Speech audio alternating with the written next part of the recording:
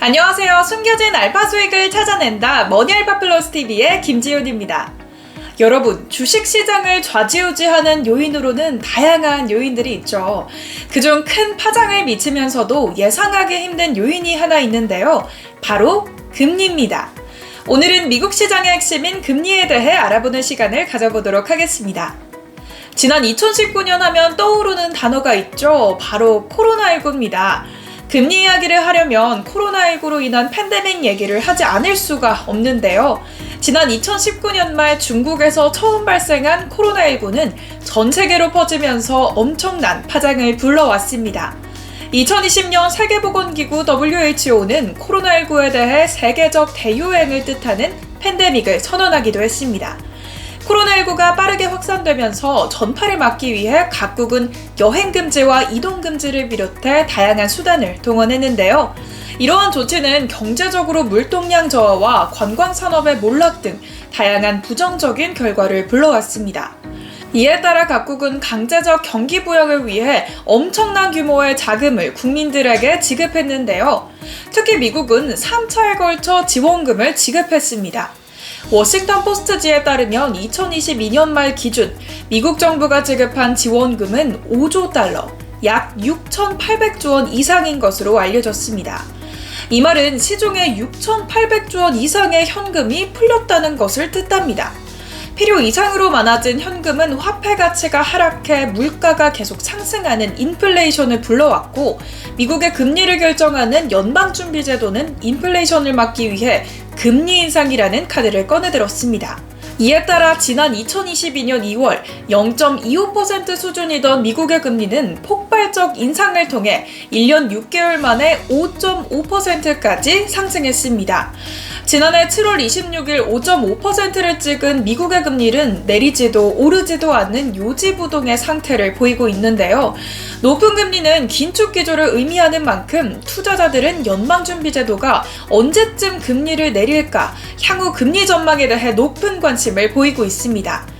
특히 지난해 7월부터 유지되고 있는 높은 금리로 급격히 상승하던 물가가 어느 정도 안정화되었고, 시장 상황이 나아지고 있는 판단이 계속되면서 올해는 연방준비제도가 금리를 낮추지 않겠냐는 예측이 계속 나오고 있습니다. 하지만 연방준비제도의 생각은 다른 듯합니다. 지난주 발표된 미국의 3월 소비자 물가 지수가 3개월 연속 예상치를 뛰어넘는 상승세를 보였습니다. 이 말은 아직 물가 상승률이 높게 유지되고 있다는 것을 뜻합니다. 앞서 연방준비제도는 물가가 잡히지 않으면 금리 인하를 실시하지 않겠다고 지속적으로 밝힌 바가 있는데요. 결국 연방준비제도는 당장 금리 인하를 실시하지는 않을 것으로 보입니다. 이에 따라 금융기관들은 연방준비제도의 금리 인하 시기를 앞다퉈 뒤로 미루고 있습니다. 앞서 도이체방크와 뱅크 오브 아메리카는 6월 연방준비제도가 금리 인하를 할 것이라는 전망을 했었는데요. 상황이 변화하면서 올해 12월 이전까지 연방준비제도가 금리를 낮추지 않을 것이라 내다봤습니다.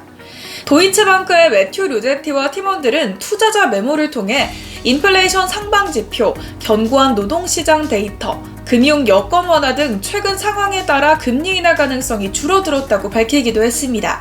뱅크 오브 아메리카의 마이클 가펜과 팀원들도 노동시장의 악화 등 명백한 징후가 없는 한 6월이나 9월에 금리 인하가 이뤄질 가능성은 적다면서 올해 인플레이션의 가속화로 인해 12월 이전 금리 인하는 어렵다고 생각한다고 덧붙였습니다. 하지만 미국을 제외한 다른 경제권에서는 금리 인하 가능성이 높게 점쳐지고 있어서 미국의 금리 인하 시기가 당겨질 수도 있습니다. 유럽연합의 금리를 관장하는 유럽중앙은행은 기준금리 등 주요 정책금리를 동결하면서 6월 금리 인하 가능성을 예고했습니다.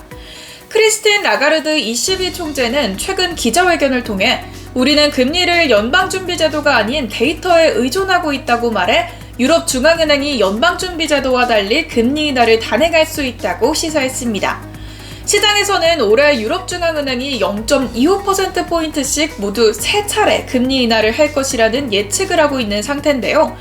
결국 유럽중앙은행이 먼저 금리 인하를 단행하면 미국 연방준비제도도 어떤 식으로든 영향을 받게 될 것으로 보입니다.